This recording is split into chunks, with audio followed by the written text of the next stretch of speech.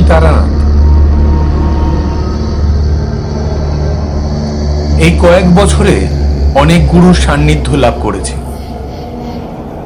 অনেক ভয়াবহ অভিজ্ঞতার সম্মুখীন হয়েছি,